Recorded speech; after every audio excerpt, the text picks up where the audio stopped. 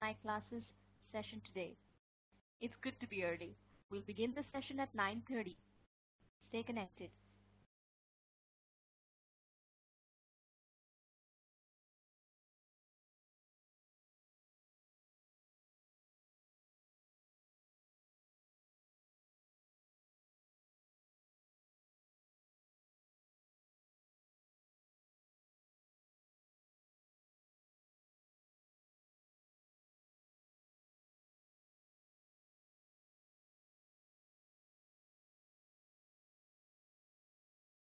From Team CL, welcome you all to CL's CAT Night Classes 2017. As you begin your journey with us, we bestow a sense of gratitude for the fact that you've shown your confidence in CL for your career. We hold that very dear at CL. Your success is very dear to us, and each individual at CL strives hard to live up to that expectation and help you realize your career dream. As you start with this program, here are a couple of people and teams that make the Cat Night Classes program possible for you. I take this opportunity to introduce you to them and help you know them so that you could connect as per your convenience and requirements. Let me begin by introducing you with your core faculty. The faculty members that are a part of the program are Gautam Puri, Shivku, Srini, Jijo, Neeraj, and Gautam Bava. Gautam Puri, well known as GP, is an IIM Bangalore alumnus and the co-founder of CL. He needs little introduction. I'm sure most of you know about him. He is the backbone of this program. Shivku, IIM Calcutta alumnus, is a CL faculty member who's cracked the CL's way of cracking questions in exams. I hope you will enjoy experiencing them in the forthcoming sessions of Cat Night classes. This is Jijo, IMC alumnus who brings in his dynamism and focused problem-solving approach to all the sections of CAT. Jijo loves theater, and let me tell you, students say that Jijo's sessions feel like watching an exciting show where he's the VJ in the program. This is Gautam Bava, IMC alumnus and the MBA product head at Career Launcher. He's also your faculty for the day. By the way, Gautam loves cricket and he watches cricket for academic reasons. So those of you who are cricket fans can catch him for an offline conversation after the session. Let me tell you about Srini. Srini, an IIM Bangalore alumnus and a CL co-founder, is an amazingly inspiring individual. Inspiring, motivating, and empathetic to students are the three words that define him. That's for you, Srini. Neeraj. Neeraj is FMS Delhi alumnus and he loves playing soccer, tennis, and also solving BI, reasoning, and quant problems. Besides the core faculty that I've just shared, we will be having other additional expert faculty joining you within the program. The second important leg of the program is the CL support team. For any support queries, you can access Sukhvinder and her team throughout the program. Feel free to reach out to CL support team at support@careerlauncher.com or write into Sukhvinder at sukhvinder.marva@careerlauncher.com. By the way, you could also connect with them at the hotline number 888-2-120-120 and the extension for support services 4. By the way, all the faculty members, support team, and the technology team of CL are a part of the Night Classes social group that you're also part of. While I hope this is a smooth sailing for you all, but you could still reach out to them in case of any challenges or difficulties that you face. Now let me introduce you to our technology team. For instance, the fact that today you've logged into this session, can hear me, and view the PPT is all thanks to the CL's technology team. They ensure that the sessions run smooth and also upload the sessions in your SIS for you to refer to them as and when required, for the benefit of those who missed out the session, as well as for the benefit of those who'd like to view them repeatedly. For any tech queries, you may reach out to Abhishek and Divan and they'll help you.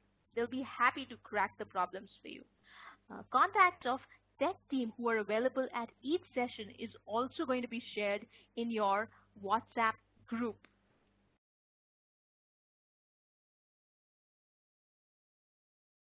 Now, another interesting element for you. Some of you might already be aware, all through the program, you would also be joined by last year night classes students who are actually pursuing their PG presently. Starting today, we will be joined by Ayushi Mittal, who is presently studying at IIM Ahmedabad.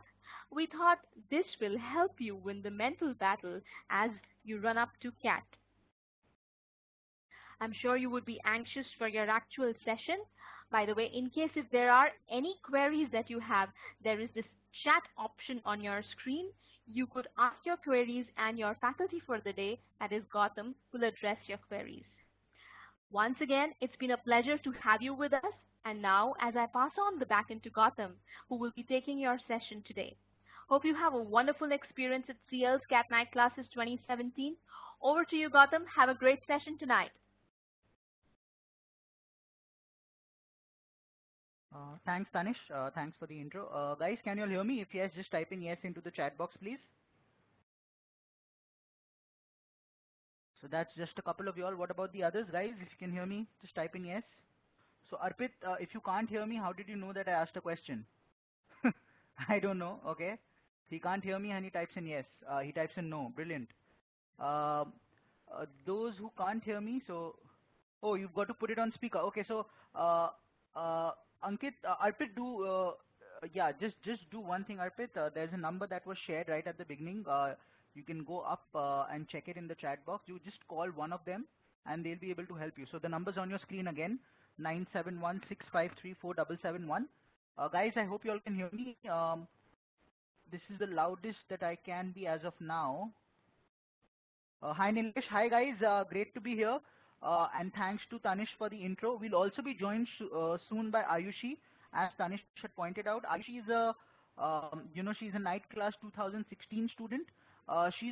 She will be joining IIM Ahmedabad this year, so it's not that she's already studying there. She will be joining Ahmedabad this year, so she'll just be joining in, today to share brief about, what she felt when she was a part of the NC program and how it is that she took most advantage of the NC program and, what it is that she felt about the program. So that's, those are the couple of things that Ayushi will bring onto the plate, and it'll be great for us to have her here with us today and share her experience.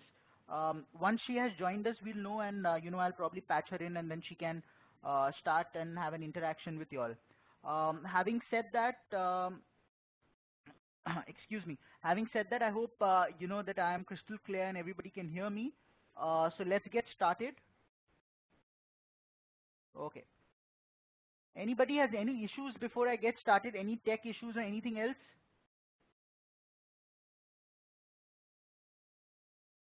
Any issues? Okay, okay. Social peace saying no. I hope nobody else has any issue.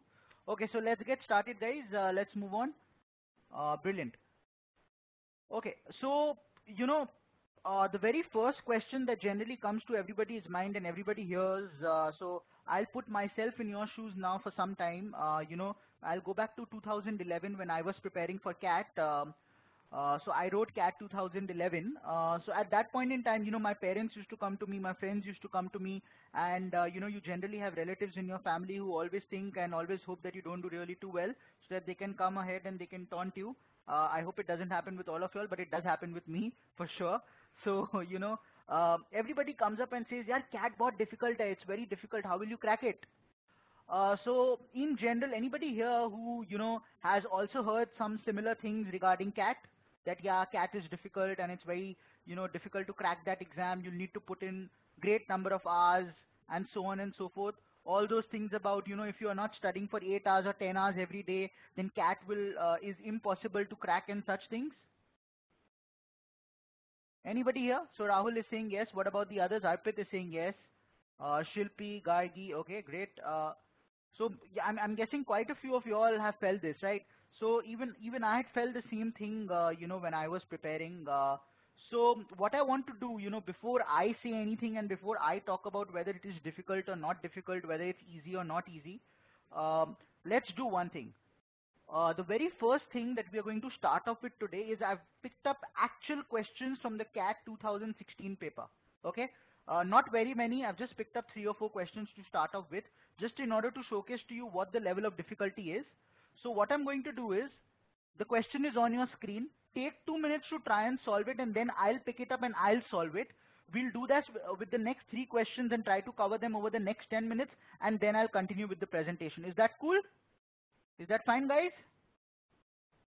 Pawan is saying he can't see any video. Pawan, kindly contact the number that is there on your screen, the support number. They'll get and they'll help you. Okay, guys. So there is a question on your screen. Try for 2 minutes and then I'll pick it up. If you do get the answer, go to the send to option. So Saurya can't see any question. Okay, one sec, Saurya.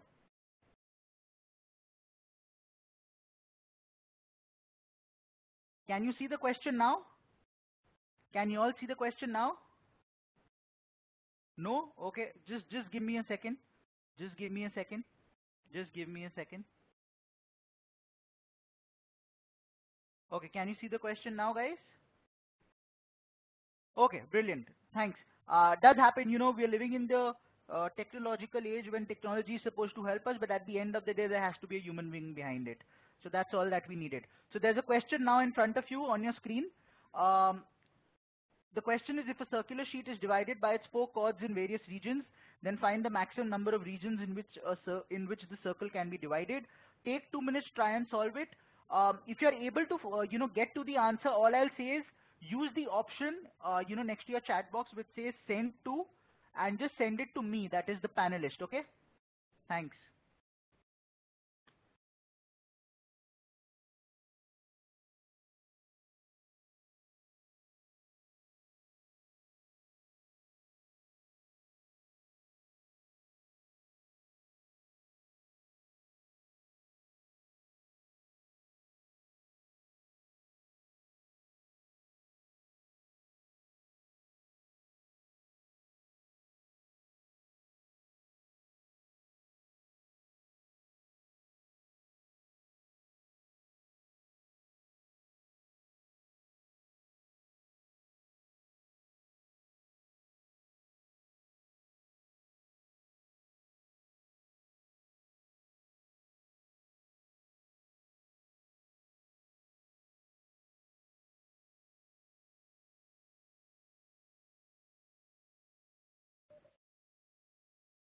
Quite a few of y'all are sending in the answers. Just one request to all of y'all guys. There are 2 boxes in front of y'all. One a chat box, second a Q&A box.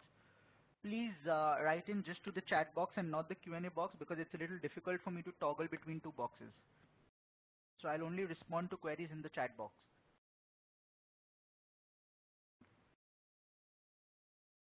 Okay, I'll give you all another minute and then I'll pick it up.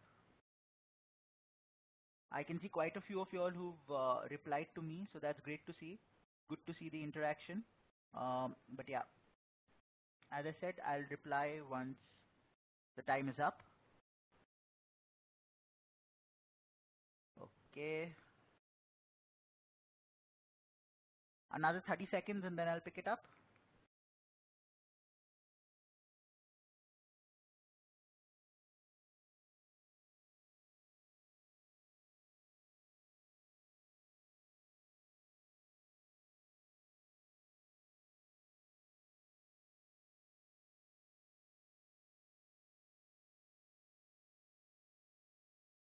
Okay, so let me pick it up, guys. I'll pick it up now. Yeah. So the question states that if a circular sheet is divided into its 4 chords in various, it's divided by its 4 chords in various regions, then find the maximum number of regions in which the circle can be divided. Great. I see quite a few of y'all got the answer 8. Correct me if I'm incorrect. Do let me know if I'm incorrect. But I'm guessing that many of y'all must have done something like this. All those who got 8, did you do this? Now you can reply to all participants. All those who got 8, did you all do this? So Shilpi is saying yes. What about the others? Others who got 8? Okay, yeah, so most of you all are saying yes. The issue here is, guys, the issue here is the moment you start doing this, what happens is the first time, okay, say I draw a circle and say, I go something like this and then I go something like this. Now, the moment I've drawn two chords, they've intersected at a point. The moment the third chord that you draw intersects at this very same point, what you're doing is you're ending up reducing the number of, you're ending up reducing the number of regions. So Pawan is saying, I can't see other people's answers. Pawan, you can't see other people's answers because everybody was answering to me directly. As I had stated that everybody should answer to me directly. You should not be able to see others' answers, otherwise it will affect what, there will be a certain bias that you bring onto the table which will affect how you solve a particular question. So it's very important for you not to be able to see others' answers when they are solving a question. However, guys, once the solution to a question is done, I'll really appreciate if you all again go back and use the option send to all participants so that the entire interaction is between all of us. Okay, guys? Great. Coming back to the question, the moment I draw the third chord and I ensure that it passes through the same point, what I'm doing is I'm reducing the number of regions that will be created. So, if instead of that I do something like this, I ensure that it does not pass through the same point, what I've done is I've increased the number of regions. 1, 2, 3, 4, 5, 6, 7. Yes or no? Is this part clear? Is this part clear? Guys? Once again, everybody is just replying to me. Just reply to all participants, guys. All participants. Use the option. All participants, not all panelists. Please use the option of all participants and not all panelists, please. Okay. You don't have all participants? Okay, give me a second. You will have all participants within a minute, okay? You'll have all participants within a minute. Just give me a second, guys.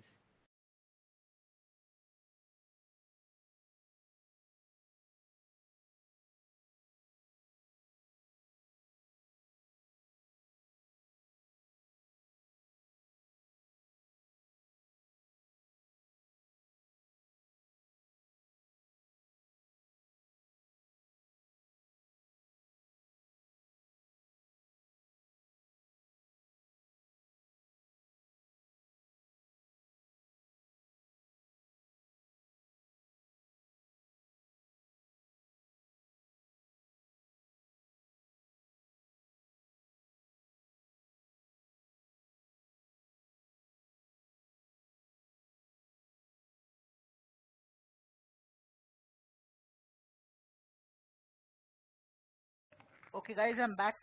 Do check now. Can you see the all participants option? Can you now see the all part? Okay, brilliant. So now just ensure that you reply to all participants now, guys, okay? Brilliant. Coming back to what I was saying, so one of you all had a doubt, so I will just repeat, okay? Uh, Look at this, okay? Just look at this. I'm drawing a circle, and then I do this, and then I do this. I take another circle, I do this, I do this. Now, the first two chords are intersecting at one point. One possibility is now the third chord intersects at the very same point. The other possibility is that the third chord intersects at a newer point. Now, look at the first case. 1, 2, 3, 4, 5, 6. Just 6 regions. Look at the second case. 1, 2, 3, 4, 5, 6, 7. 7 regions. So which one is giving you a greater number of regions? The second case. Yes or no? Yes or no? Why is this happening? Because the third chord intersected the previous two chords at two different positions, 1 and 2. Whereas in case number 1, the third chord was intersecting both the previous chords at the same point. So the basic objective is that if I want the maximum number of regions, each new chord should be intersecting the previous chords at a newer region. Is that clear? Is that clear? So using exactly the same logic, what will I do? The fourth chord should also be intersecting the previous three chords at three different positions. So I will draw it something like this. Now look at the number of regions. 1, 2, 3, 4, 5, 6. This is a small region 7, 8, 9, 10 and 11. So a few of you all had actually gotten 11. Those who did, brilliant answer, very good. Is this clear to everybody? Clear to everybody?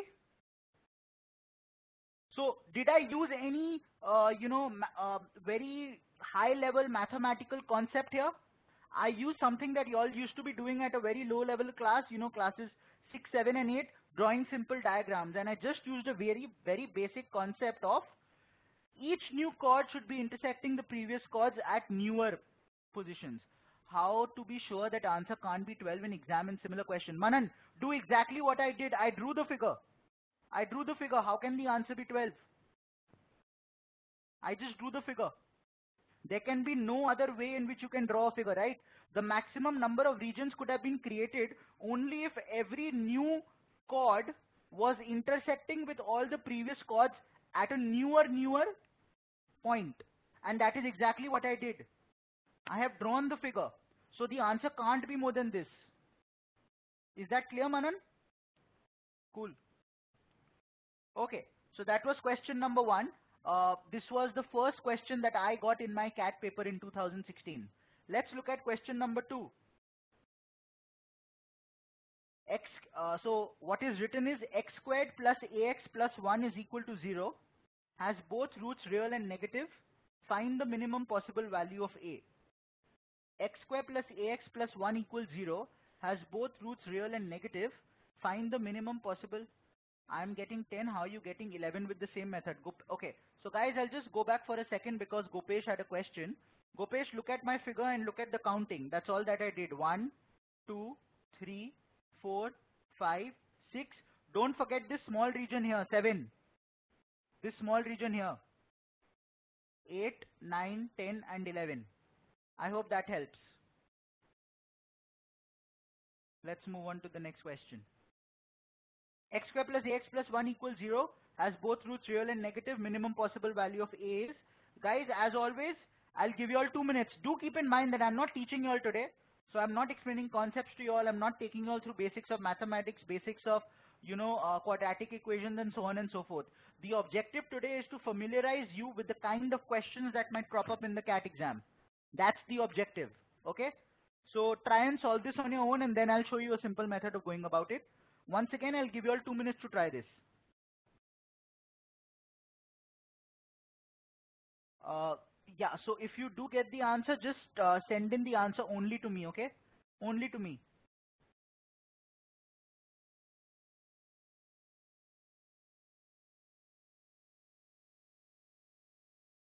I just said so, just send the answer only to me.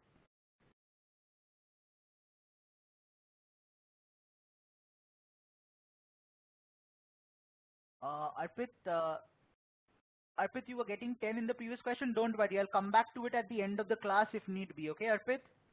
I'll come back to it at the end of the class if need be.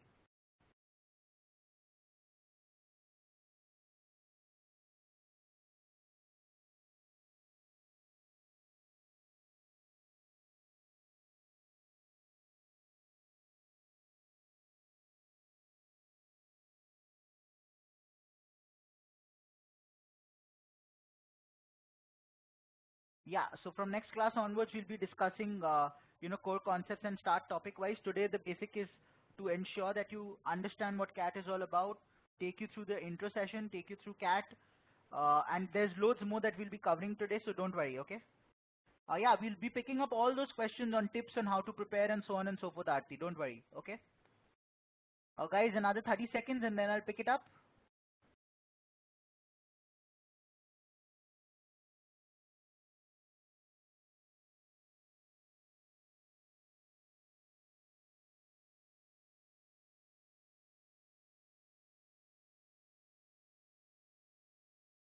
Okay, brilliant. Let me pick it up now. The question states x square plus ax plus 1 equals 0, has both roots real and negative. Minimum possible value of a is. Now, let me assume that you don't know anything. You don't know the concepts of real roots. You don't know the concept of negative. You don't know the concept of minimum value. Nothing. Okay. Say you don't know anything. Okay. Let's keep it like that. Okay. So if I was in your place and I knew nothing, the simplest way to solve this question would be like this. The question is x square plus ax plus 1 equals 0. So I'll just write that x square plus ax plus 1 equals 0. Brilliant. Both roots real and negative. Minimum possible value of a is. Among the options, what is the minimum possible value of a? Among the options, what's the minimum possible value of A? Is my voice audible, guys? Omkar can't hear. Somebody please help Omkar.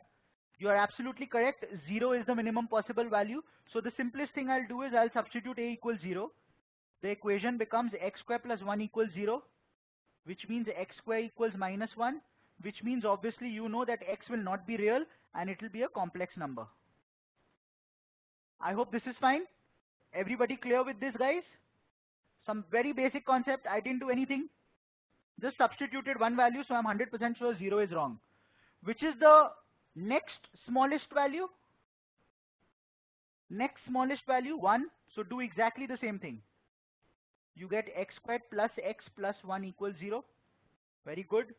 Now, there are two ways of going about it. One way is, going back to your math class, class 7, 8 when you were doing factorization, and you can go ahead and do something like this.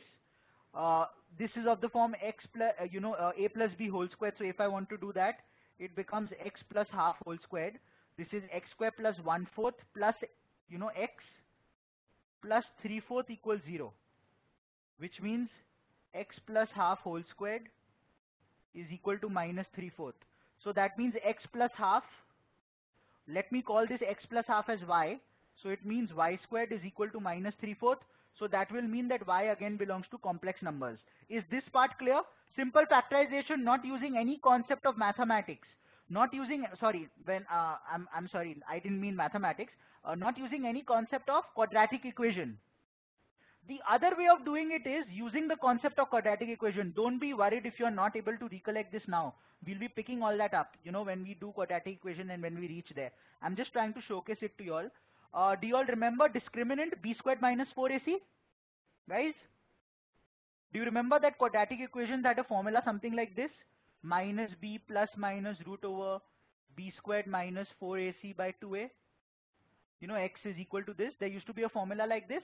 In this part, this b squared minus 4ac is called a discriminant.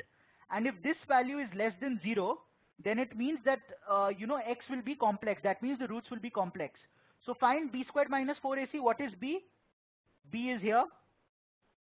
So any equation is expressed in the form ax squared plus bx plus c equals 0.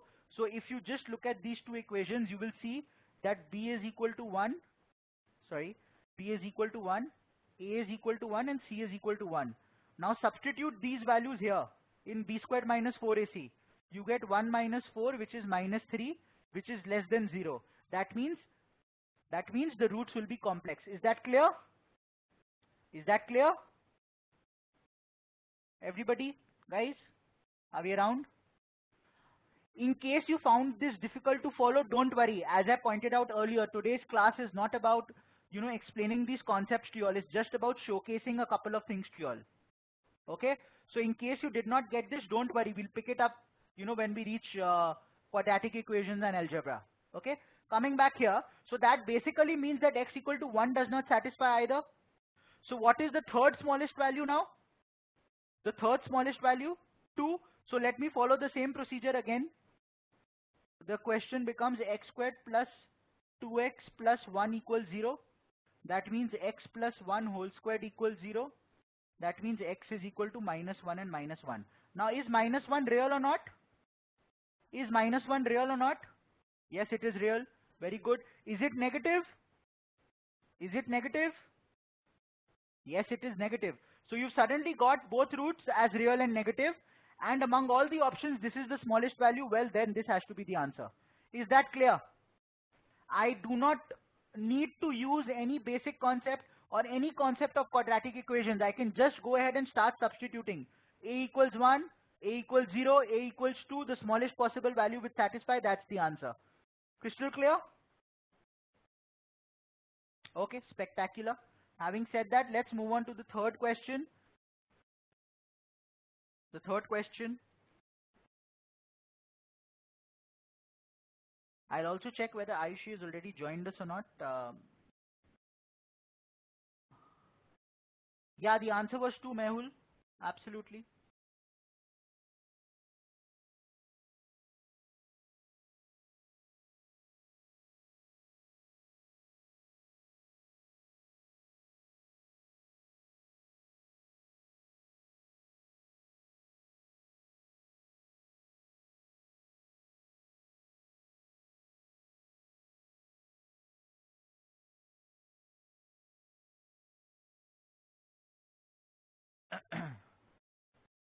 Any of you, if you're able to solve this question, as always, just send it in to me and not to everybody.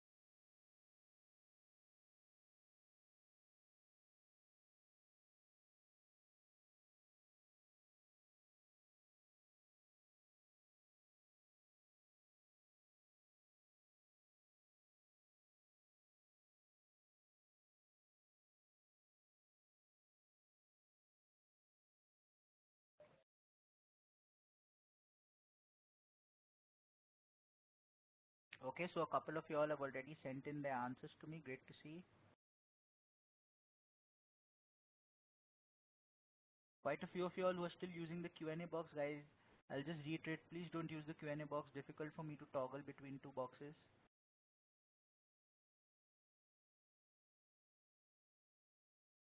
Guys, I won't let you know whether your answer is correct or not. uh, there is a specific reason, okay?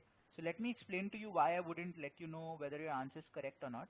When it comes to the actual exam, you know, whether it be CAT, whether it be ZAT, IFT, SNAP, NMAT, any of those exams, the problem is going to be that at the end of the day, you'll never know whether what you answered is correct or not. So it becomes very important for us to build in a sense of confidence in our own answers. Which is why one of the things that we'll try to follow is, even when you're answering, we will not tell you straight away whether you're right or not. Okay? Anmol, Q&A box will not have all participant option. All you need to do is you just need to write everything into the chat box. Do not use the Q&A box. Cool, Anmol? Yeah, brilliant. Okay, so most of you all have already sent in your answers. Quite a few of you all have actually. Brilliant. So what I'm going to do is I'll pick up the question now. Four consecutive prime numbers are arranged in ascending order. The product of the first three is 7429. That of the last three is 12673. Find the sum of the first and last. Brilliant. Okay, so I have a couple of questions for you all. Say, I had a question. The product of two consecutive numbers is 30. What are the numbers? How would you do and what would be the answer? The product of two consecutive natural numbers is 30. What are the numbers? Guys, the product of two consecutive natural numbers is 30. What are the numbers? Just a couple of y'all have answered. What about the others? Come on, flow it. The answer should be flowing here. Simple question. Product of two consecutive numbers is 30. What are the numbers? Correct. It's 5 into 6. What did you do? Well, you basically know the tables of 5 and 6, right? You know the tables of 5 and 6. You also know factorization, so not a very difficult question. Great.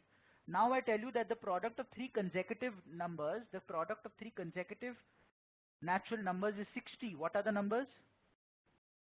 The product of three consecutive natural numbers is 60. What are the numbers?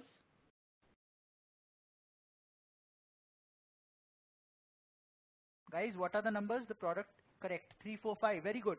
Once again, 3, 4, 5. Very simple tables, right? So all we needed to do was factorize. No real pain, no real difficulty, easy to handle. Brilliant. Now, imagine I had told you that the product of three consecutive numbers is 1, 2, 7, 4, 5, 2, 8, 3, 9, 3. What would you do? Any random number. 1, 2, 7, 8, 4, 9, 3, 2, 7, 3. What would you do? Would you factorize? Would you factorize? You'd factorize? No, factorization is not a good option. Not a good option. Let's see what to do.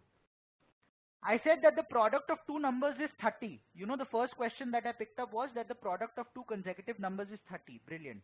Now, if the product of two consecutive numbers is 30, the least that I can do is I can say worst case scenario, hypothetically, let me assume that the two numbers are the same. That is, they are x and x. Can I assume that? Let me just assume that the two numbers are the same, x and x. So that means the product x squared is equal to 30. Yes or no? Yes? So that means x would be root 30. Now root 30 is somewhere between 5 and 6. So the thing that you should be looking at is whether 5 and 6 divide 30 or not. And guess what? 5 and 6 was the answer. Is that clear? Clear? Similarly, my next question was that the product of three consecutive numbers is 120. Once again, I will say let the three numbers be x, x and x. So that means x cube is 120. Correct? X cube is 120. Right? So from here, sorry, I had said 60 or had I said 120? I don't remember. Had I said 60 or 120, guys? I said 60, okay. So then let me take the example of 60. So x cube is equal to 60 because the numbers are x, x and x. So if x cube is 60, x is equal to cube root of 60. Now cube root of 60 is very close to 4. Yes or no? Yes or no? So one of the numbers will guaranteed be 4. One of the numbers will guaranteed be 4. Substitute 4, you get the other answers as 3 and 5. So the numbers were 3, 4 and 5. So whenever you get a question which talks about the product of 3 numbers, 4 numbers, 5 numbers, 6 numbers, 7 numbers, always assume that all the numbers are the same. And then take out the nth root. Okay? Having said that, let us look at this question here now. 4 consecutive prime numbers are arranged in ascending order. The product of the first 3 numbers is 7429. Now, we do know one thing, that consecutive prime numbers will surely not be one after the other, right? Because prime numbers are almost always odd other than 2, so they will surely not be one after the other. But even then, can't I just hypothetically assume that the 3 numbers are x, x and x, and then get x cube is equal to 7429? If x cube is 7429, what would x be? Let's see how to do that. What is 20 cube? What is 20 cube? 20 cube is 8000, absolutely. 20 cube is 8000. This number is less than 8000. So guaranteed x is less than 20? Yes or no? What is the largest prime number below 20? What is the largest prime number below 20? 19. So well, substitute 19. 7429 hai, put in 19. 19 threes are 57. You get 172. 19 nines are 171. You get 1. That becomes 19. 391. So that means 19 19 divided 7429 completely. Okay. Now if 19 is one of the prime numbers, either 17 or 23 has to be additional prime number because they are consecutive prime numbers. Yes or no? Yes or no? If 19 is one of the prime numbers, then 17 and 23, one of them surely has to be there. Well, it's easier to work with 17 because it's an easier number. Put 17, you get 2, 34, 51, 3. And guess what? 23 is also a prime number. So you have 17, 19 and 23. And guess what? They said that the product of the first 3 numbers is 7429. If this is the product of the first 3 numbers and the first 3 numbers are 17, 19 and 23, what would the fourth number be? What would the fourth number be, guys? 29, absolutely. Because there were 4 consecutive prime numbers. So the sum is 17 plus 29, which is 46. Is that clear? Is that clear? Now, I have one simple question to ask you all. The 3 questions that we solved right now, did I use any convoluted mathematical logic? Did I use any, serious high level mathematics? I did not. And this is exactly what CAT is. CAT is not a test of high level mathematics. It is not a test of how verbose you are in English. It is not a test of whether you can solve any unsolvable puzzle or not. All that it is a test of is common sense. And the ability to apply common sense at the right time. And that is all that we are going to concentrate, through our night classes. So the objective is that we sit down and we understand how is it that we need to prepare for CAT, point number one. Because do remember, CAT is not like an IIT JEE paper. It's not a test of knowledge. CAT does not require you to know complex trigonometrical formulae. All CAT requires is whether you have your basics of classes 7 to 11 in place or not. Why did I say 11? Because just a couple of topics of class 11 would be picked up. Not a lot to do with binomial theorem, but a little to do with probability and permutation combination, which most of you all have actually studied in 11 and 12 and not in class 10. Am I correct? Yes, no? Exactly. So that is perhaps the only additional thing, that you will be doing. Apart from that, everything is perhaps going to be from classes 7 to 10. And that is something that you need to understand. CAT is not a difficult paper. What makes it difficult is one, the hype, and second, the amount of tension that people around us bestow upon us. And thirdly, because we put a lot of pressure on our own selves that we have to perform. If we start realizing that CAT is nothing more than just another exam, cracking CAT is not going to be difficult.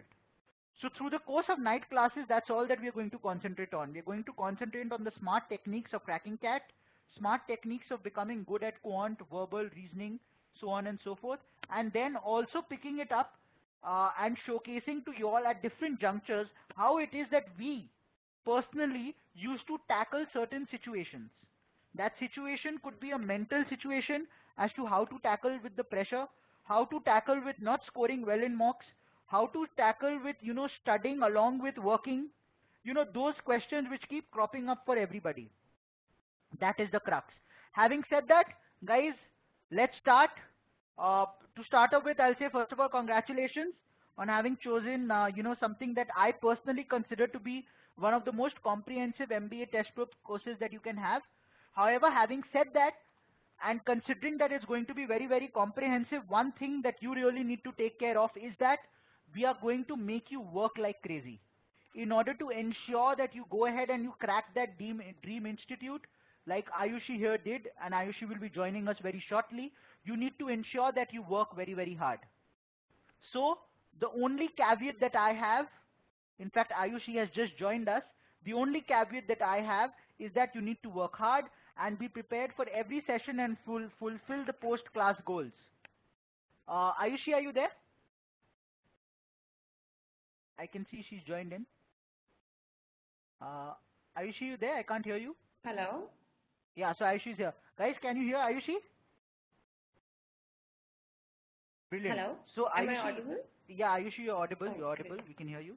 So Ayushi, over to you. So I've just introduced these guys to what night classes is all about, and I was just in the process of telling them that the one thing that they'll need to do is work hard.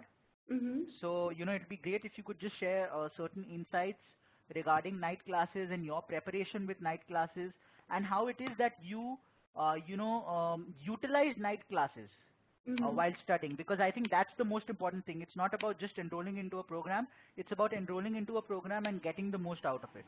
Right. So over to you, Ayushi. Sure. Thank you, sir. So, hi everyone. I'm actually super excited to be a part of night classes yet again. And I was one of the students in the very first batches of night classes. Actually, a small disclaimer before I start. The story or this experience of mine is an experience of a very average student. So I mean, to all the brilliant guys there, please bear with me for 5-7 minutes, and I'm sorry if I disappoint you. So a brief intro about me to put things in perspective. I'm a 2014 physics grad from Delhi University. My ACADs are also very, very average. Some in 12th I had some 77 percentage, and so the first time when I thought about doing an MBA was when probably I was in second year of college, and I gave CAT'13 with very less preparation. Had a decent score, so I thought I'll give CAT'14. I gave CAT'14 also, and I did like 5 months of focused, intensive preparation. The day result came, I had only a marginal improvement, very marginal improvement in my percentile. So I didn't apply anywhere with that score. Instead, I took up a job, and somewhere I knew that I'm going to give it another shot. So CAT 2015 was when I first joined the Smart CAT Cracker. That was a program that Career Launcher has launched just that year, and I joined that. And we had small videos covering the entire course. And it wouldn't be an exaggeration if I'll say that I had the best time of my day after work looking through those videos. So CAT 15 went reasonably well, but the score wasn't so great. But I still managed to get an IIM A and IIM K call that year. I converted K, got rejected by A, and no matter how much I say this, it it felt like the dream came like really close to me, so close that I could just touch it. And then just when I was about to touch it, it got shattered into a million pieces. And that was when I thought I'm not going to write CAT now. So I thought this is it.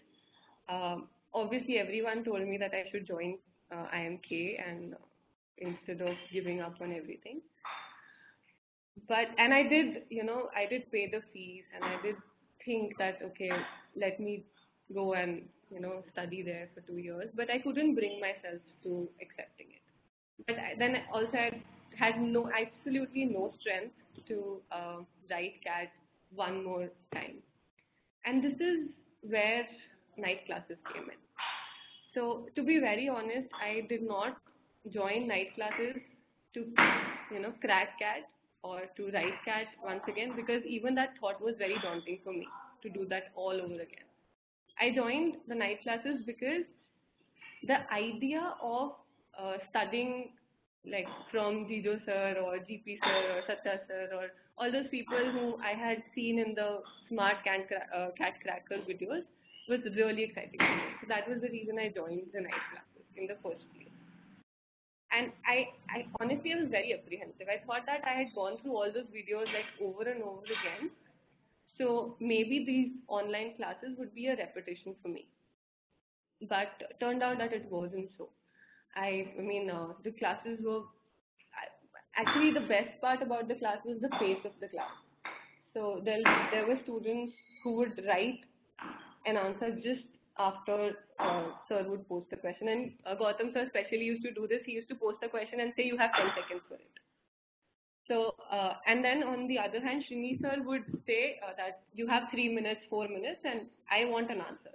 So every class ran at a different pace, and it sort of pushed us to think in varied ways.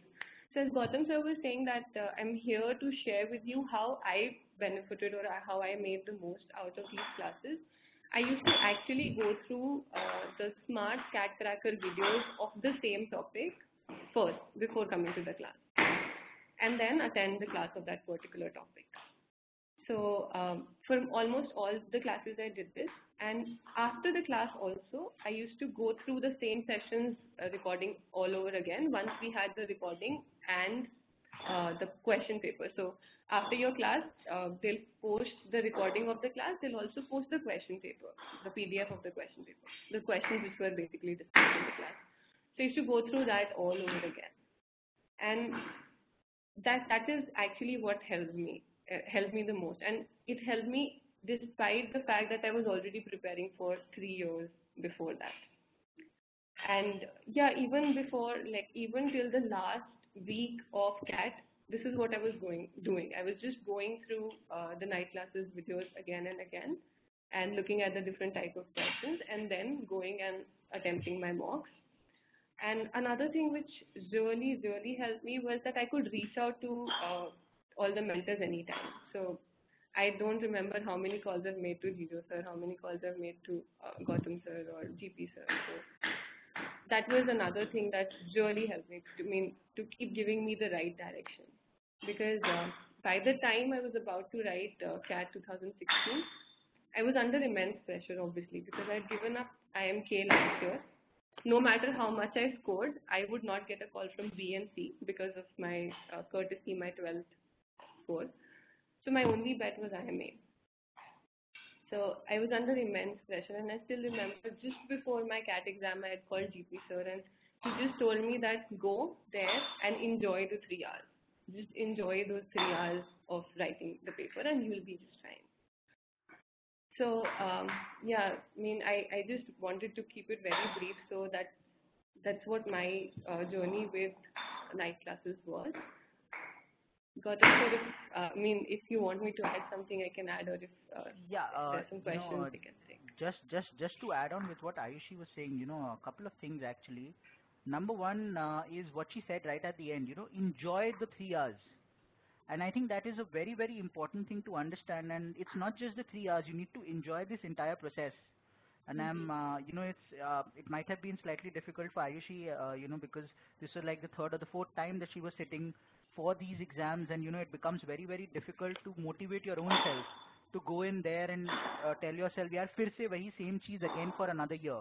So it's not an easy thing to do. But if you do end up enjoying the process, well, it ensures that the level of difficulty of approaching the examination reduces. So I think that's a very, very important thing that Ayushi just spoke about. And the second thing that I'll probably want to point out that Ayushi spoke about is every day after coming back from work and before she, joined in for a night class session, she used to go through a smart cat tracker video. Well, that is what I meant by you need to work hard. You can't be giving yourself excuses that because I work, I will not be able to spend as much time as the others do. That is not an excuse. That's not a valid excuse. You need to spend more time. So, exactly what Ayushi is saying, I used to do exactly the same thing when I was preparing. I used to be working till about 8 in the evening, used to come back home, and then I used to start my preparations and used to prepare from 10 at night to say about 3 in the morning. Sleep again and off to work at about 9 again. So that's the kind of thing that you sometimes need to do. Ayushi, thanks. Guys, any questions for Ayushi because she's still with us on the line? Any questions, guys?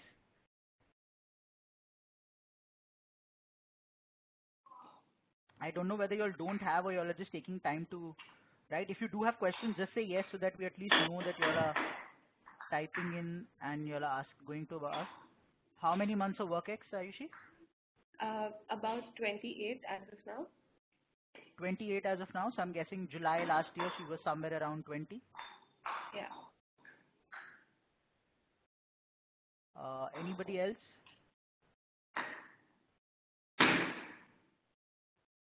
Okay. Dipesh is asking you, did you join a classroom program during 13 and 14 CAT attempt? Uh, so I joined the classroom program when I was in second year of my college, and I joined some other institute, not Career Launcher. Probably the first mistake that I made in the journey because I hated the experience. I went for 10 classes. There was absolute lack of personal attention, and I'm the kind of person who needs, guidance every step. So I ended up not going to the classes thereafter. And after that, I've only taken online courses of Career Launcher. So be it, Smart Cat Tracker or the boot camp. The boot camp was one of the best things that I've gone through as of, like till the time I was preparing for CAT. And then the night classes. So yeah, no other classes. But Uh, yeah, the test series was something that I've done very religiously. Important.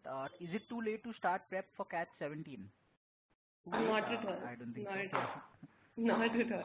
I mean, I remember when I started for CAT'14, which was the one which I prepared the most for.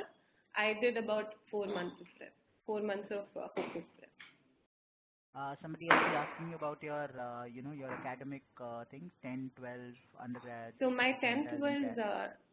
10th was 92, 12th was 77, courtesy which I will never, like I could never get a call from C or B. And my grad was 81. My 2016 CAT percentile was 99.44. 99.44. So Ayushi, I'll kind of slightly disagree with you here. I wouldn't say that you couldn't get C. You could surely get C with a 77 in class 12, just that you would have needed a 99.75 plus. Yeah, I mean, Yeah. this year they increased the The weightage to weightage 10 for and C 12. Yeah, again. correct, correct. Yeah, But yeah, yeah, you could still get that. I don't think that you should be saying that you couldn't get yeah. Maybe that. yes, you're right. B, yeah, B would have been slightly difficult. I do agree. Yeah. So another question is, how did you manage time after your job? Practicing questions, studying, and so on and so forth. So as I said, I did not join with the intention of writing CAT. I joined with because I was very excited to study, live from, and especially from Dido sir, because you cannot imagine the kind of energy he'll bring into class, the way he'll read a reading comprehension, and so that is why I joined, because somewhere in those 2 3 years I had started enjoying the process of writing a mock test and then analyzing it and then feeling happy about a good score, sad about a bad score. So the 16th attempt, 3 months or 2 months of it was just because I was enjoying the process. I did not even have the thought of writing the test in the first place. And later on, when I realized that actually in earlier attempts there were a lot of places, lot of concepts that I had missed, which I started realizing once I started doing the night classes very religiously, started taking it very seriously. So because I was enjoying it, after coming from work, it was like something which used to make me happy. It was not work, it was not effort for me. It was actually something which used to make me feel better. So that's how I used to come back. And because I work for a non-profit on disaster relief, so my working hours were very crazy, like extremely crazy. We used to work for 16 hours a day during the Chennai floods. So after, but still I, I maintain one thing, which I feel is very crucial and which was missing in my earlier attempts. Every day, even if it is 30 minutes, even if it is 40 minutes, I'll spend at least some time. The days like I have 18 hours of work, I'll still come back and spend 30 minutes. So that every day I'm at least consciously doing something. Probably that helps me. Very important, very important. Another question. This is my first attempt at CAT. No classroom programs earlier. Is night classes a good choice? I think it's the perfect choice. I sort of envy you that I didn't do it. Like it didn't exist when I was giving my first attempt, because a classroom program you cannot go through it again. And if the teacher's pace is much faster than your pace of grasping, you can do absolutely nothing about it. Whereas in a night class, you can actually come back, go through that session as many number of times as you want to until you understand everything in the question. Having said this, you also will have to put in some extra effort, because the class needs to go at an average pace where everyone is comfortable.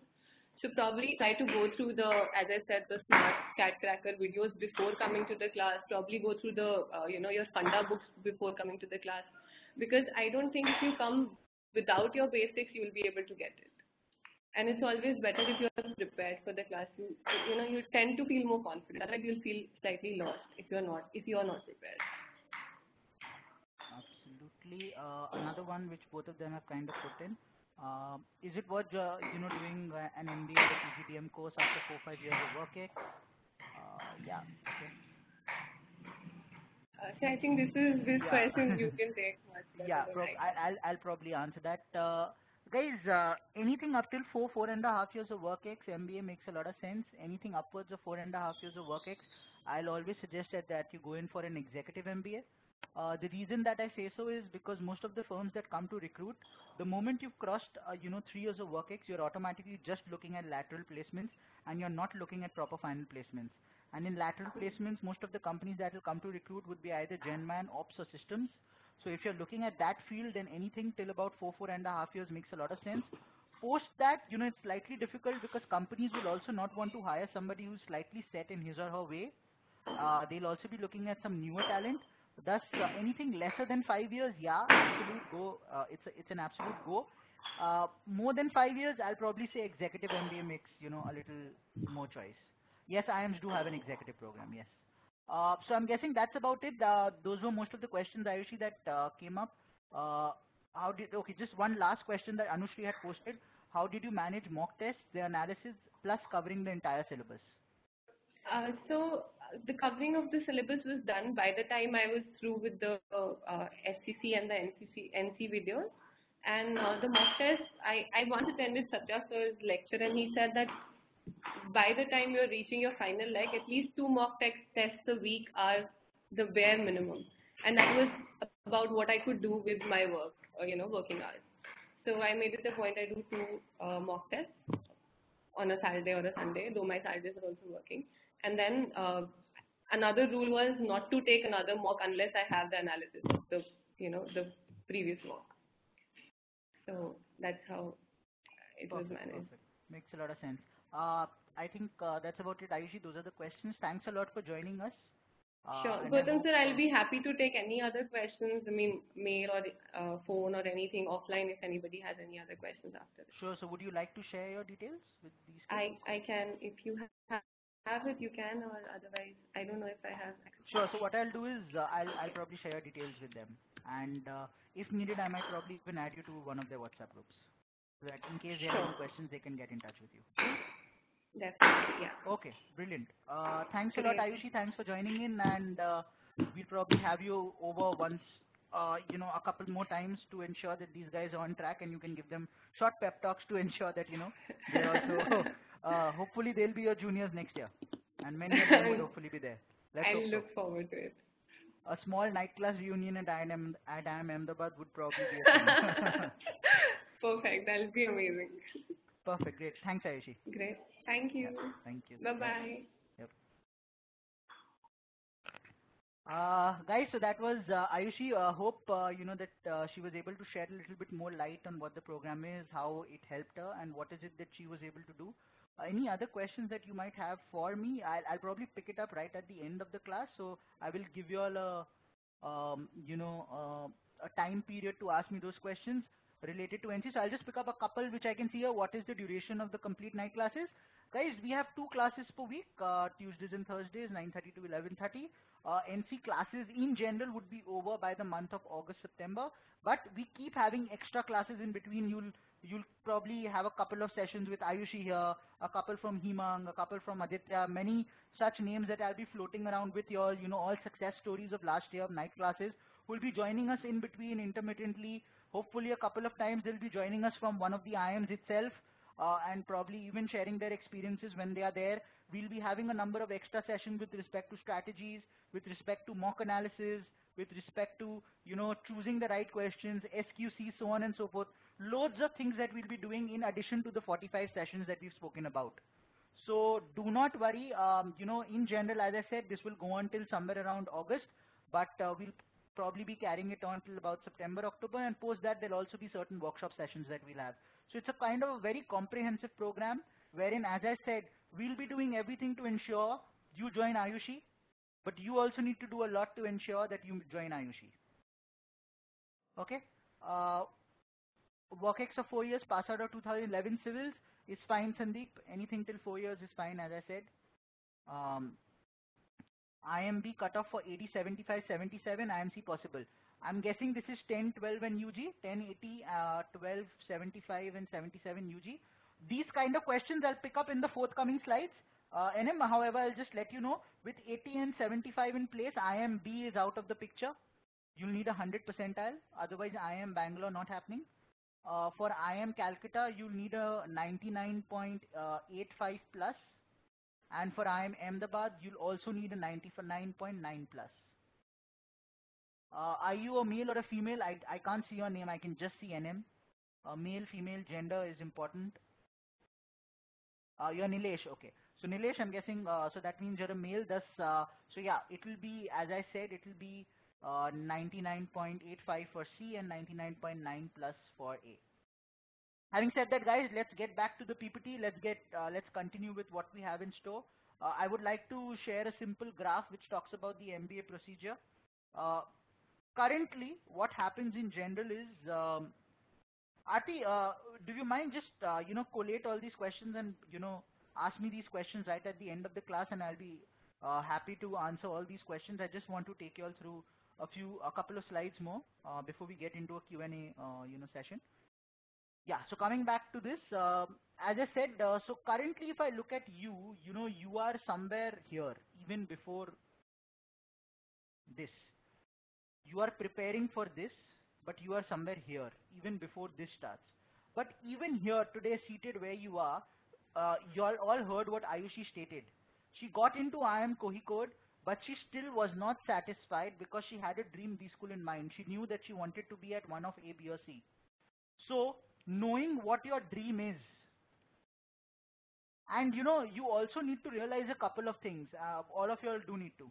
So I always tell people, certain people need to realize that everybody can't get to A, B or C. The total number of seats, in A, B, C combined is about 1,000. So, or probably 1,200. So everybody can't get there. It's great to aim for that, but IIM Lucknow, XLRI, IAFT, MDI, these are all great colleges as well. So while you are shortlisting of these schools, do not forget all the different exams that you'll be appearing for. So if I just look at that, what are the different exams that all of you would be appearing for? Can you all help me out with this? Obviously CAT, but what about the others? Guys, SNAP, as Shilpi pointed out, perfect. What else? ZAT, IFT, NMAT is what I got.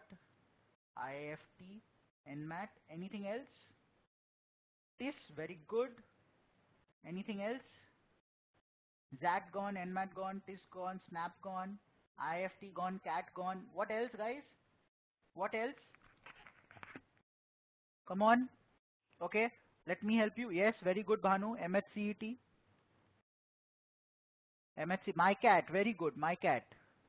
And for quite a few of you all, this might also be an option. GMAT. So in general, these are the exams. There's a CMAT here, there's a MAT there, and I won't talk about those exams. But if I look at it, any person who is preparing for the MBA entrance examinations needs, in general, to look at all these exams. CAT, obviously, for your IIMs, your MDIs, your SP Gens of the world. SNAP, obviously, you need to be looking at Symbiosis Institute of Business Management, that is SIBM Pune and SCMHRD. ZAT for XLRI, SP Gen. IIFT for IIFT Delhi and Kolkata. NMAT is an entrance examination for Nasi Munji. TIS is the entrance examinations for Tata Institute of Social Sciences, TISS. Very good for HR. If somebody asks me, I'd actually say this is perhaps the best institute in India for HR, followed closely by XLRI. Many people would argue and say XLRI is the best. My personal take is TISS HR outshines XLRI because of the hands-on first-hand experience that they provide you with respect to the different kinds of articleship and internship that they make you do. And second, because they have brilliant ROI, and because the batch size is so small that the entire batch gets placed in one day. MHCET, yes, specifically for people who are in Maharashtra, Bombay, Pune, Nagpur, so on and so forth. MHCET, the best institute, JBIMS, very good institute. MyCat for MICA. MICA is the institute when it comes to MyCat. GMAT, obviously, if you want to go abroad or if you're looking at ISB, do keep in mind that if you want to go to ISB or you want to go abroad, either of these options, you need to have minimum amount of work ex. ISB preferably 3+, abroad preferably 5+. So if how good is Nasi Munji? Well, Nasi Munji would be very, very similar to SIBM Pune, Nasi Munji Bombay that is. It will be in the top 25 institutes in India. Coming back to what I was talking about, so, it is very important for you to understand which are the exams that you'll be writing for, which are the B schools that you'll be applying for, because do keep in mind, every institute you apply to, you also need to pay money. Apart from the IIMs, because the moment you apply for CAT, you can auto apply for IIM by checking all the boxes, okay? Obviously, you need to acquire forms, you need to get your admit cards and so on and so forth, and then comes the first phase. And that is what you're here for right now. Prepare for this first phase, ensure that you can take as much as you can out of the NC program and learn as much as you can. Follow that closely with the interface, which is, secure your qualifying marks and so on and so forth, which will then be followed by a personality PDP phase. The PDP part of it, which is Personality Development Program, is the stage 2 process wherein you are tested on group discussion, interview, management games, essays and extempore. Yes, it's not pronounced as extempo, it's pronounced as extempore. And then the third phase, which is the final call, where Ayushi and all the other kids are sitting today. They've covered all of this, and now they are here. And they're waiting to do this. This is the entire procedure that you'll be following, something that you'll be doing over the next 10 to 11 months. 6 to 7 months of preparation, 2 months to 3 months of PDP, and then hopefully all of you all will be here going to your, beloved B school. Couple of questions which I'll pick up that I can see here. Which exam would be vital for a finance major? Nisha, there is no exam per se. You need to be looking at the top colleges for finance. IIM Calcutta is considered to be one of the top 2 colleges in the world for finance. Harvard and IIM Calcutta keep interchanging their positions. IIM Calcutta, as per Business Line and Financial Times, was actually rated number 1 in 2014, number 2 in 2015 and 2016 in the world when it comes to finance. Overall, if I look at it, other colleges for finance, I'll say JBIMS is a very good bet. Jamnalal Bajaj Institute of Management Studies, another in top 5 institute in India, um, closely followed by IIM Ahmedabad. Executive programs, well, look at ABC. Any of ABC, great executive programs. ISB is a 1 year program, correct? 2 year bhi hota hai, but 1 year is what is basically known for. So yeah, let's move on. We've spoken about the exams. Let's move on to analyzing the CAT paper of 2016. This is what the CAT paper of 2016 looked like, guys. 3 sections. Um, Verbal ability and reading comprehension, that is VA and RC, was section 1, which had 34 questions, closely followed by DILR, okay, and the third section was quant. Um, Out of the 34 questions, there was a new type of question that was introduced in the year 2015, which is non-MCQ, also known as TITA, which is type in the answer. So what they do is they give you a numerical, keyboard on the screen. It generally has 1, 2, 3, 4, 5, 6, 7, 8, 9. That's about it. And what you have to do is you need to type in the answer. So say hypothetically, if the answer is 123, you'll type in 123, and you need to use the mouse to click it. So it's a clickable kind of a thing, and it almost looks like a calculator, but it's a numerical thing on your screen. So type in the answer questions. Do keep 2 things in mind. Number 1, obviously these questions do not have options. Okay, they are non-MCQ questions as pointed out. Second, they do not have any negative marking. No negative marking.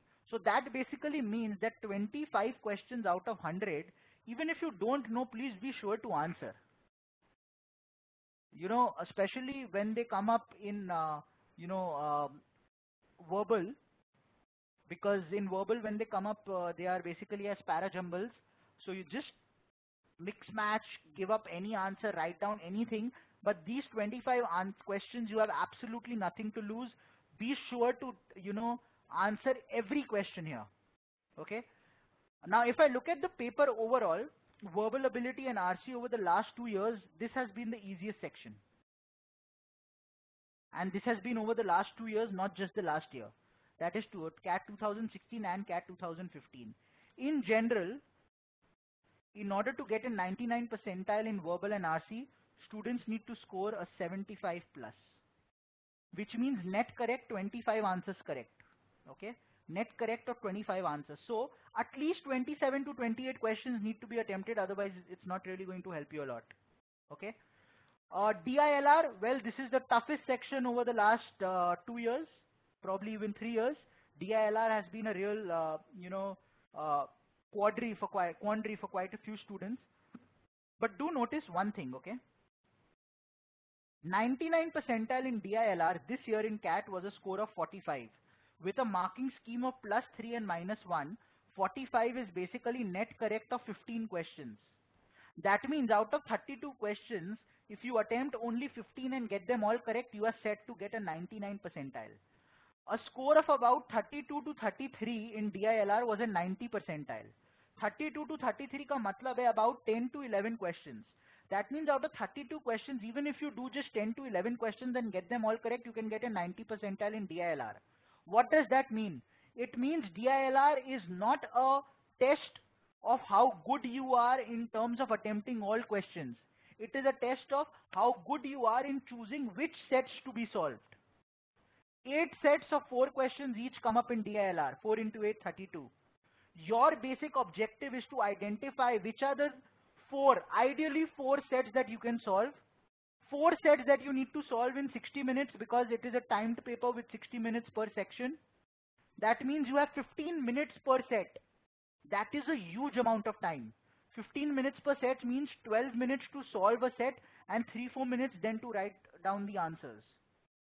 So the objective, whenever I say that it's a tough paper, it is because this is where students miss out on. Students do not realize that this is not a test of attempting all 32 questions. It is a test of just realizing which are the 3 to 4 sets that I need to pick up and solve. Okay? Then Quant 34, well, I'll say Quant last year was a very, very simple paper, but last year it was slightly tougher. In general, we've pointed out 22 to 25 would be good attempt, but do note one thing. Last year, a score of 51, which is net correct of 17. led to 99 percentile. So once again, very important to judge how difficult a paper is. Okay. Let me look at one of the questions here. So accuracy का effect final score पे कितना पड़ता है? If I give wrong answer of theta type, my accuracy will decrease. So will it decrease my overall score? Once again, a misconjecture that many of you all have. Okay. So let me give you an example. Say today Gopesh asked this question. So say there are two students, Gopesh and me. Okay. Now say Gopesh scores 9. Okay, 9 in CAT. Say he just scores 9. Okay, I'll just keep it very simple. 9 in CAT. Why? He attempted 3 questions correctly and he scored 9. Okay. What I do is I attempt 6 questions and score 9. How? I get 3 right and I get 3 wrong. Okay. Both of us have scored 9. Please do not have any doubt in this fact that both of us will get exactly the same percentile. Exactly the same percentile. Accuracy does not matter. The score matters. And this is a misconjecture that many students carry. It is a misconjecture that many people and faculties around do spread as well. Please do not worry about it. It does not happen. We have tried it, we've tested it, we've done everything. A score of 9 will ensure that 1,000 students, if they end up scoring 9, all will get the same percentile. I hope, Gopesh, that is fine. Accuracy is not important. Okay? Thus, when it comes to these non-MCQ questions, be sure to attempt all of them. In general, why do we say that you should be focusing on accuracy, and where do we say that? Okay? I say that when it comes to DILR, focus only on accuracy. Why? Because you are expected, or we are expecting you to solve just 4 to 5 sets in 60 minutes. So just pick up those 4 to 5 sets and ensure that you focus on accuracy and get them all correct. Okay? Followed very closely by quant and then verbal. In quant, again, once again, the importance is to understand how difficult a paper is. Last year, it was important to understand that the level of difficulty had gone up, so a score of 50 to 60 might suffice. Now, the next question that I'm expecting a couple of y'all to ask is, how will I understand what is a good score, even if I'm able to judge that it's a difficult question? This is where I would like to narrate a story of mine, okay? CAT 2011, when I was preparing, uh, surprisingly, even I was a career launcher student in 2011 when I was preparing for CAT. I was a career launcher Calcutta student. Uh, I had written all mocks, and at that point in time, there used to be about 20-25 mocks, that CL had. I'd written all of them. I'd finished the complete test gym, everything. So I'd, worked hard. Now, I'd reached a particular situation wherein when I went into CAT, and at that point in time, CAT had a very different pattern, 2 sections. Each section had 30 questions each, QADI together and VALR together, okay? The basic objective obviously was to score as much as possible, get those coveted ABC calls, and hopefully convert them. Now, the moment I entered into CAT, the moment I sat down on my screen and I looked at the paper, the very first time I saw the paper, I skimmed through it. It was a timed paper, 2 sections of 70 minutes each, and my first section was QADI. So I skimmed through QADI, and I was like, okay, QADI easy lag raha hai. But while thinking that QADI easy lag raha hai, the first thought that flashed through my mind, Gautam, this looks very similar to mock CAT 9. That is the thought that went through my mind. And what went through my mind was, in mock CAT 9, 99 percentile in QADI was at a score of 53. This went through my mind. Then I said that the score of 53, 99 percentile, when I took the mock at CL, how many students write a mock at CL? Well, about 15,000 to 20,000. So when 15 to 20,000 students take a mock, 99 percentile is 53. When 2 lakh people will write that same exam, will the 99 percentile be at a higher score or a lesser score, guys? Will it be higher than 53 or lesser than 53? What do you feel? What do you feel? Lesser, of course. Obviously, because when the proportion is increasing, this proportion suddenly has a number of students who are not very serious and are just giving it a go like this. Some of those who have just come there because their parents have told them. Some of them who are still in their second year of college but want to write CAT in order to get an experience. Many who've never prepared and have just reached there. So obviously 99 percentile would be at a lesser score than 53. So मेरे दिमाग में चल रहा था Gautam aim for 55. It will surely be a 99.5 plus. Similarly, I looked at the verbal and LR and it went through my mind that verbal and LR is like mock CAT 13. And in mock CAT 13, verbal and LR, 99 percentile was at a score of 39. So once again, in order to get 99 here, I need less than 39. Let's just aim for 40.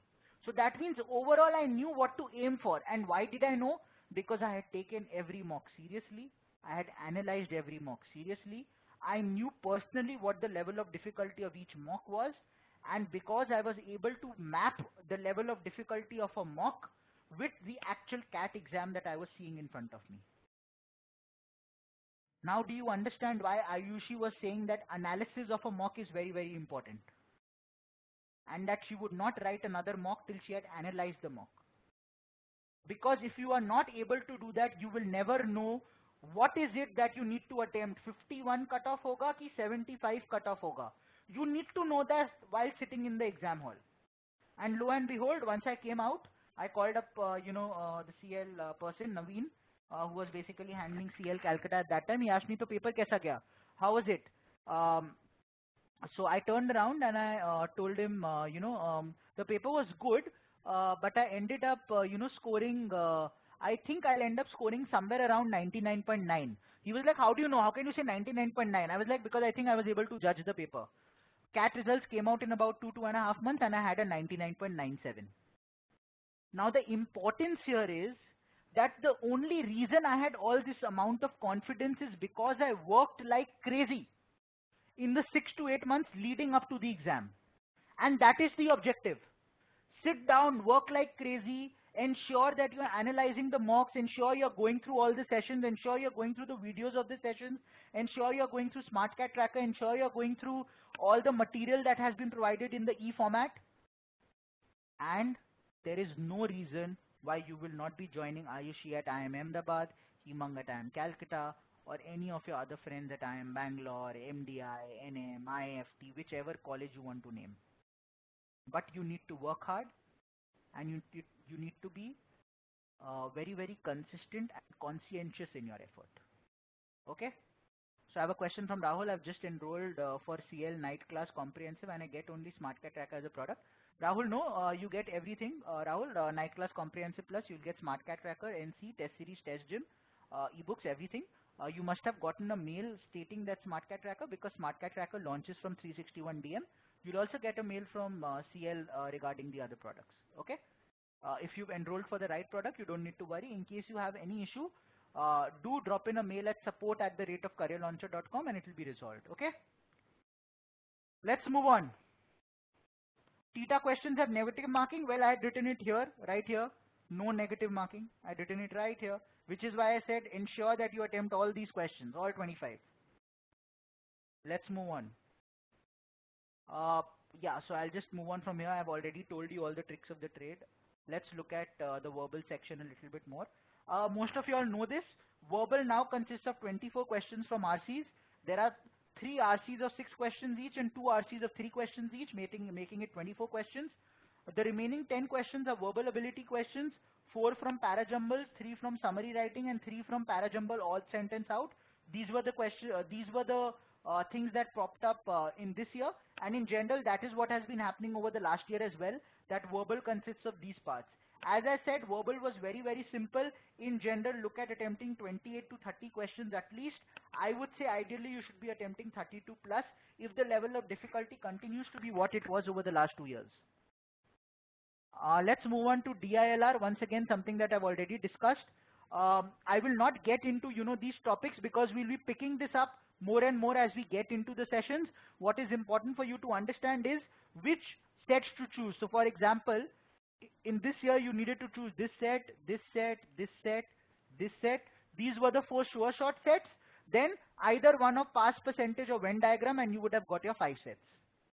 I will not go in and explain what these different sets were about so that you don't get confused right now. We'll pick up all that as we get into the sessions, okay? Let's move on.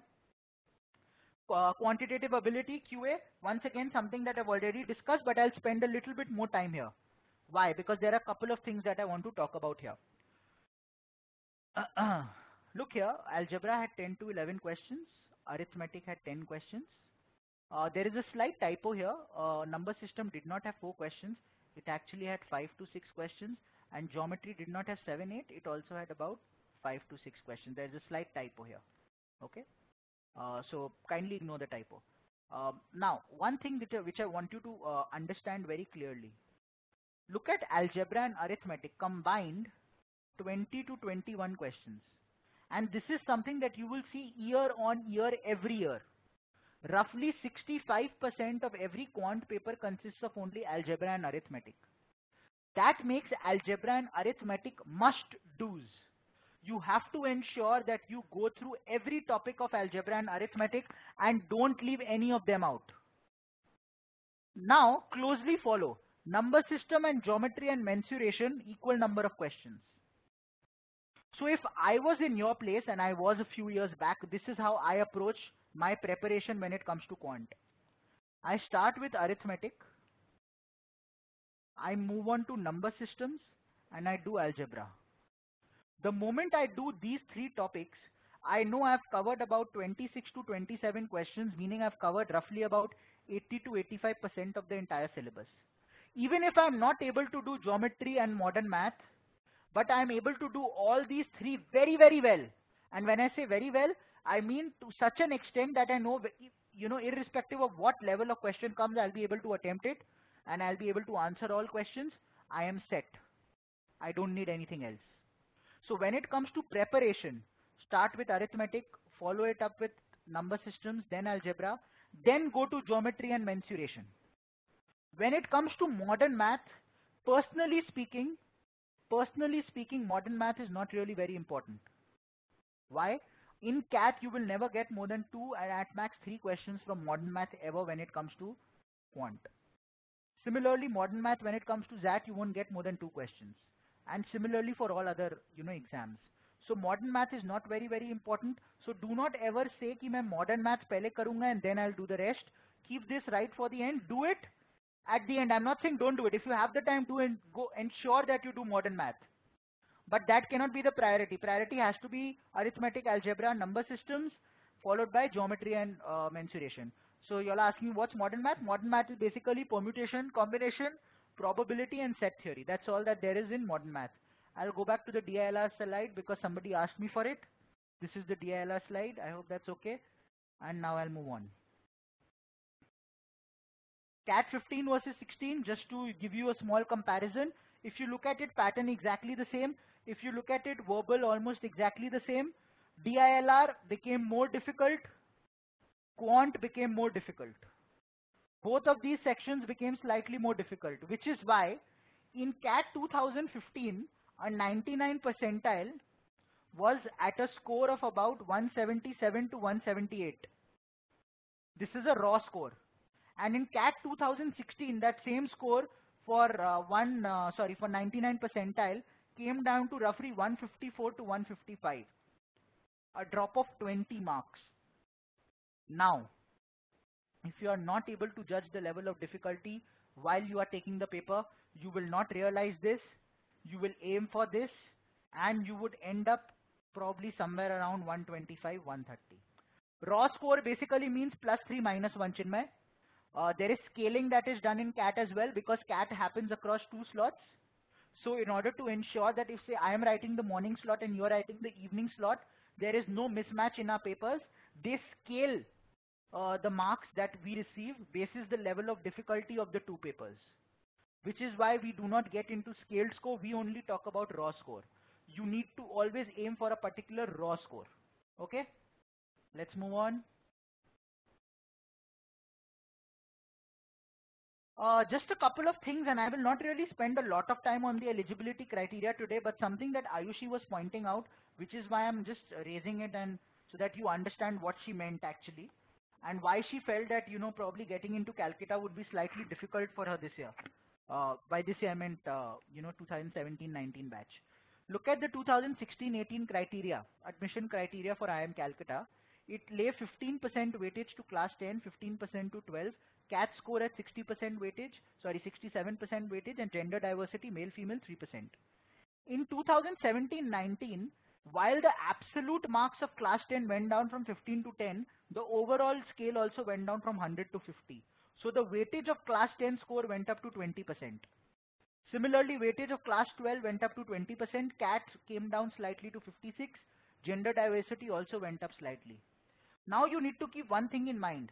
For IIM Calcutta, 80 plus fetches you full marks. That means 10 on 10 in class 10 and 10 on 10 in class 12. So whether it is 81, whether it is 80.5, or whether it is 99.9, there is no difference. You will get 10 on 10. Okay? But when it comes to other colleges, that is not the case. So different colleges have different criteria. IIM Ahmedabad has a very separate set of criteria for engineers, for law background students, for commerce background students, for art background students, and so on and so forth. We will get into all of that once the criteria is released for the upcoming year. But this is just an indicator for you to understand that 10, 12 is already gone, done and dusted. Undergraduations, which is looked at by IIM Ahmedabad, Bangalore and other colleges, is also done and dusted.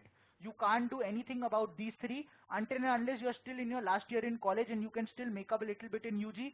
Do concentrate and try to score a few more marks. Gender diversity, you can't do a lot.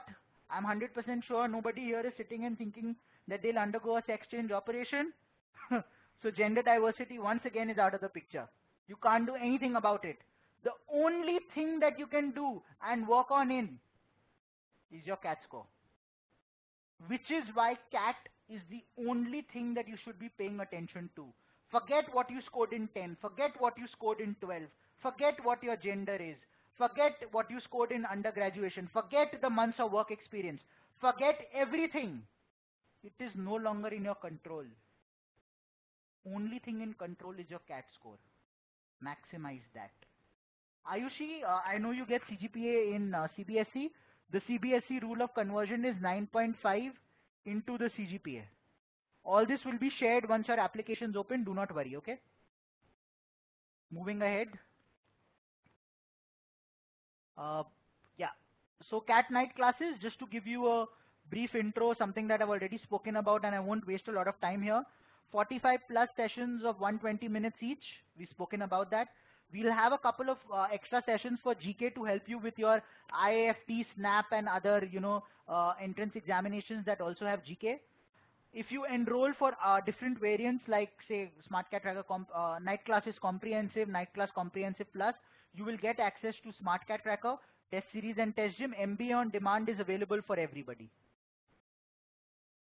Moving ahead, pedagogy, something that Ayushi was talking about. Chinmay, that's exactly what I'm talking about right now. Your question, are we supposed to prepare something before class? Exactly what you're seeing on your screen right now. The pedagogy is as follows. There'll be a certain amount of pre-work that will be assigned, followed by the session, followed by the post-work. What you will be getting very soon within a week or 10 days time is a comprehensive session plan which consists of the dates on which your respective sessions will be held and the pre-work that you need to do before coming in for the session, also the post-work that you need to do after the session ends. Okay? So it's a very comprehensive plan, something that Ayushi was talking about and something that she followed rigorously, and I would suggest all of y'all follow rigorously as well. Let's see what the pre-work is generally consisting of.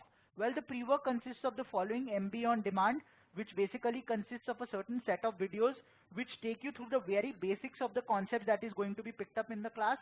It consists of the ebooks, which is basically the funda books provided to you in the e-format. I have already posted in the WhatsApp group that you can download an app to get access to the ebooks as well. Many of you all must have already seen that. Those who haven't, please go ahead and see it. All of you all who are enrolled in the program but have still not been added to the WhatsApp group, please drop me a WhatsApp or mail me and you'll be added within 24 hours once it is verified, okay? Post that, as I said, you move into the session. Priyadarshini, I'll pick up that question, okay? Just ask me that question at the end of the session as well, please, okay?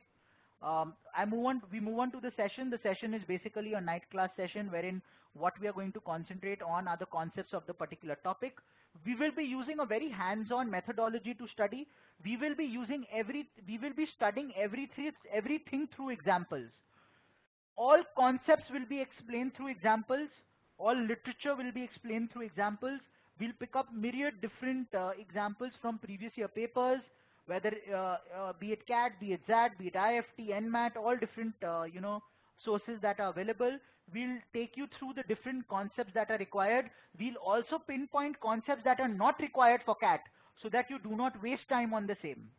Another thing that I would want to add here is, many of you all, and in general, I'm sure many of you will ask me also at the end of the session, which books to refer to.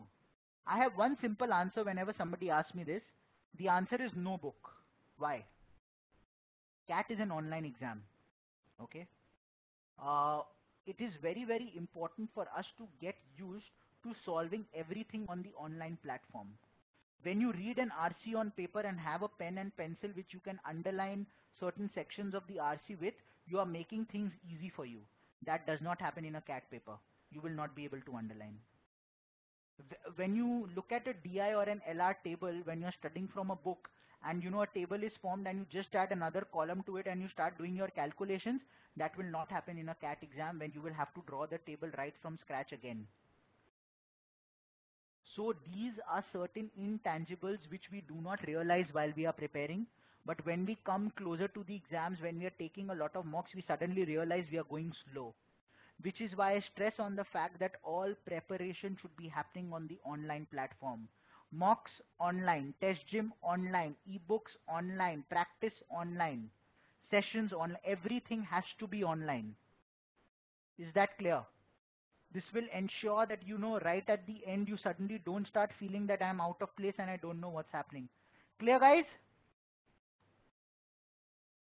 Is there any order of sections in CAT paper? Is it student choice? No, no, it's not a student choice. The order is pre-decided. VALR section 1, VARC section 1, DILR section 2, and QA section 3.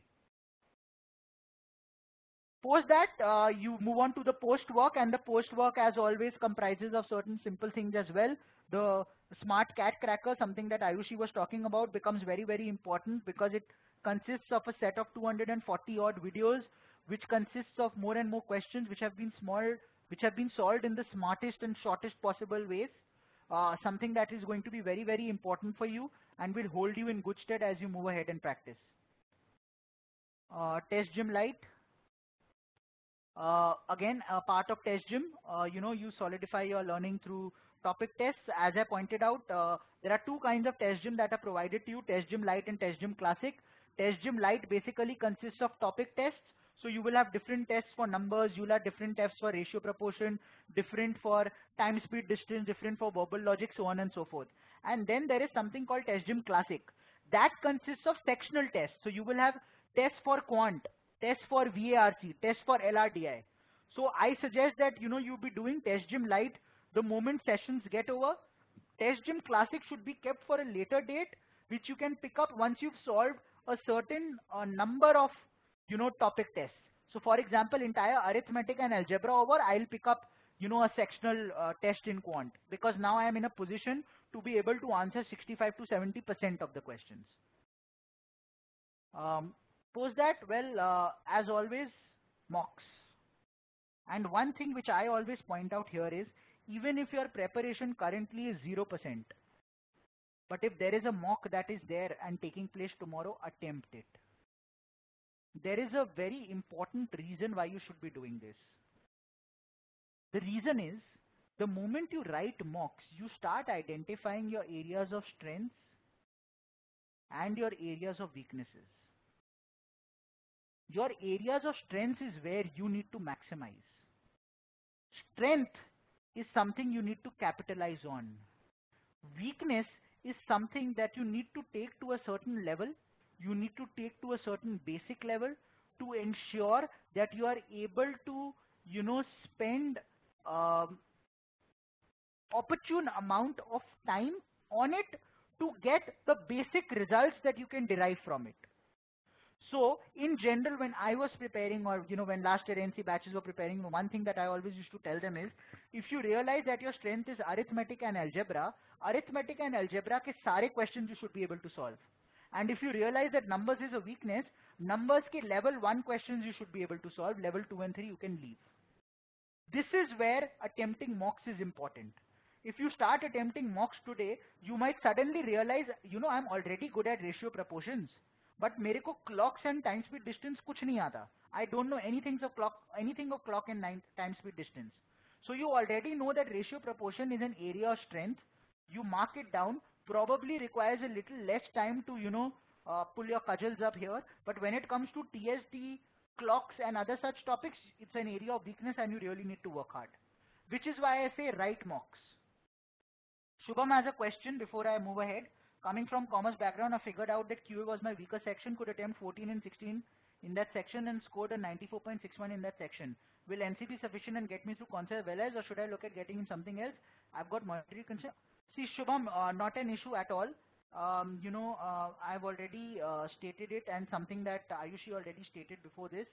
Um, you know, if you are going to do the pre-work, if you are going to do the post-work, you will not need anything more than NC. It is going to be the most comprehensive program that you have. But if you yourself are not going to be committed and are not going to do the pre-work and the post-work and are not going to study, like Ayushi pointed out, for those 30-45 minutes every single day from today onwards, then nothing can help. NC will be a completely sufficient and comprehensive program, but you need to ensure that you are working equally hard. Ideal score one should have in UG, Rohan, that will differ and will be based on your background. If you're an engineer, 80 plus. If you're a non-engineer commerce background, between 70 and 80. Art student, between 70 and 80. You will also get access to night classes WhatsApp group, as many of you all, who'd enrolled in the program till yesterday. You all have already been added into the WhatsApp group. If somebody hasn't been, kindly WhatsApp me and I'll ensure that you're taken in and you're added. Obviously, post that there'll be a final lap. Once CAT 2017 is done, we'll be having a lot of webinars, strategy sessions, and so on and so forth. Post that, obviously, you would want to get into the GDPI in your Dream B school. Do keep one thing in mind. I'll be sharing my number, Ayushi, don't worry. Do keep one thing in mind that, GDPI is not a part of night classes. Power PDP is a part, but the remaining are not a part of it. So you will need to enroll separately for that. But we'll get to that hill when the hill comes. That will happen in the month of, December. Ayushi, who had just spoken to you all, was also apart from night classes, she was also a part of PDP personalized online classes, and she was one of our mentees in PDP personalized as well. So that's basically it, and hopefully, this is where all of you all will be come, say the month of February, March and April next year. Many of you all would be juniors of Ayushi, and many of you all would be going to, your Dream B schools. Some of the feedback that we've had for night classes, I will not really spend a lot of time here because Ayushi has spoken a lot about all of that. I'll probably now straight away say that, that's about it from my end. I am not picking up any more questions today. Questions start from next week onwards, from Tuesday when we get into our classes. We'll get into all of that. So guys, that's about it from my end. That's my number. My WhatsApp works on this number as well. This is my email ID. Please feel free to drop in. Anybody who wants to find out more about night classes, this is the link, www.careerlauncher.com/night-classes. I know it's an open session. Many of you are already enrolled. Those of you who haven't enrolled and feel that night class is something that's ideal for you all, I hope to see you all here on Tuesday. One last question that Dipankar has asked, can you please repeat about what is the situation for people with more than 3 years experience? Dipankar, anybody who has less or up till 4 years of work experience, 4.5 years of work experience, you all don't need to worry. CAT is an ideal choice. Go ahead, write CAT. Anybody who's got 5 or more years of work experience, I'd state that you should be looking at executive MBA. I have no job experience, will prove to be demerit. I am a third year BCom. RP, if you are in your third year of BCom, you're a fresher, no demerit, do not worry about it. Class will be on Tuesdays and Thursdays. Yes, Anurag, classes will be on Tuesdays and Thursdays, 9:30 to 11:30. However, we will keep having extra classes in between. We might have makeup classes on weekends. We'll have strategy sessions.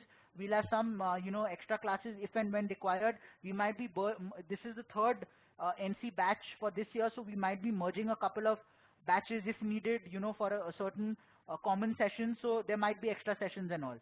We will have recording videos also. Anurag, you'll get recorded videos of all sessions. So this video will be available in the SIS of all students who've enrolled already.